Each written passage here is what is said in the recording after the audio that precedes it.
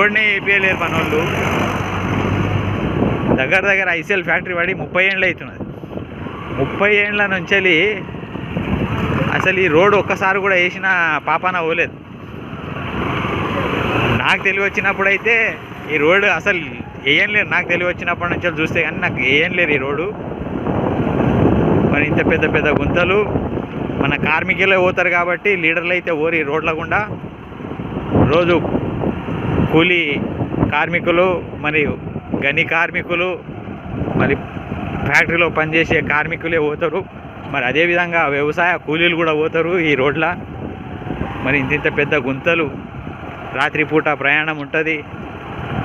రాత్రిపూట ప్రయాణంలో ఈ గుంతలలో ఎట్లా పోవాలి, ఎట్లా రావాలి, చాలా ఇబ్బందికరమైన రోడ్డు.